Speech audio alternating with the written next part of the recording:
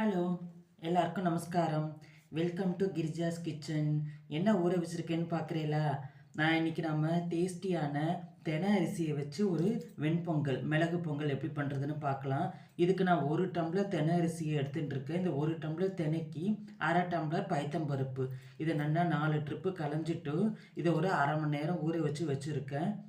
இப்போ இதுக்கு தெனை பொங்கலுக்கு மிளகு, சீரகம், பச்சை மிளகாய், இஞ்சி, கருவேப்பிலை எண்ணெயில் வறுத்து வச்சுருக்கேன். ஏன்னா முழுக்க முழுக்க நெய் விடணுங்கிற அவசியம் இல்லை. எண்ணெயில் வதக்கிண்டு மேலாக ஒரு 2 ஸ்பூன் நெய் விட்டுண்டாலே போதும். வாங்க இப்போ எப்படி பண்ணுறதுன்னு பார்க்கலாம். இந்த பாருங்கள், இப்போ குக்கரு வச்சுருக்கேன். 1 டம்ளர் தெனை அரிசி, 1/2 டம்ளர் பைத்தம்பருப்பு சொன்னேன் இல்லையா? இதுக்கு திட்டமாக 4 டம்ளர் ஜலம் அளந்து எடுத்து வச்சுருக்கேன். அதை இதோட சேர்க்குறேன். சேர்த்துட்டு நம்ம களைஞ்சி ஊற வச்சுருக்கிற தெனை அரிசியை தண்ணியை எடுத்துட்டு அது இதோட சேர்த்துற வேண்டியதுதான்.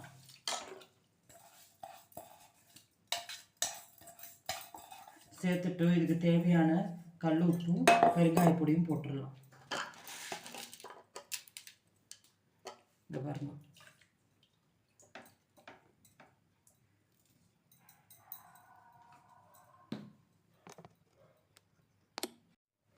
இதை குக்கரில் மூடிட்டு ஒரு 4 விசில் விடலாம். 4 விசில் விட்டதுக்கப்புறம் பார்க்கலாம்.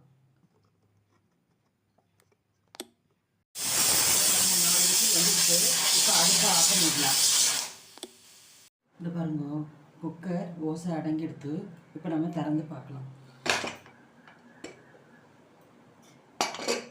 நம்ம போட்டிருந்த தெனையும் பைத்தம்பருப்பும் இதை பாருங்க எவ்வளோ நன்னா குழஞ்சி வந்துடுது. ஏற்கனவே கல் உப்பும் பெருங்காயமும் சேர்த்துட்டோம். அதனால் இப்போ நம்ம என்ன பண்ண போகிறோம்னா, சாதா எண்ணெயிலேயே மிளகு, சீரகம் வறுத்து வச்சுருக்கோம் இல்லையா, அதை இதோடு சேர்த்துட்டு நான் ஏற்கனவே சொன்ன மாதிரி ஒரே ஒரு பச்சை மிளகா எனக்கு பிடிக்கும். இது ஆப்ஷனல் தான். உங்களுக்கு வேணுன்னா பச்சை மிளகா போட்டுங்க, அப்படி இல்லைன்னா இஞ்சி கருவேப்பிலையே போடும்.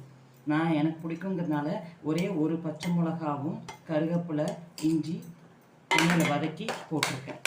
இதை இப்போ நல்லா பீட் பண்ணிவிட்டு, உங்களுக்கு முந்திரி பருப்பு வேணும்னா போட்டுக்கலாம். நான் முந்திரி பருப்பு சேர்க்கலை.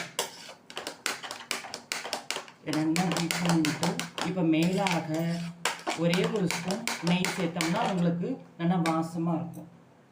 இந்த பாருங்கள், ஒரே ஒரு ஸ்பூன் நெய் சேர்க்குறேன். அவ்வளோதான், நம்மளுடைய டேஸ்டியான தெனை வெண்பொங்கல் ரெடியாக எடுத்து. இது ரொம்ப நல்லா இருக்கும். சுகர் பேஷண்ட்டுக்கெலாம் நீங்கள் அரிசியில் பண்ணுறதுக்கு பதிலாக இந்த மாதிரி சிறுதானியத்தில் பண்ணி கொடுத்தீங்கன்னா உடம்புக்கு ரொம்ப நல்லது. நீங்களும் உங்கள் அதில் இந்த மாதிரி ட்ரை பண்ணி பார்த்துட்டு எனக்கு மறக்காமல் கமெண்ட்டில் போஸ்ட் பண்ணுங்க. I hope you all like this video. Thank you.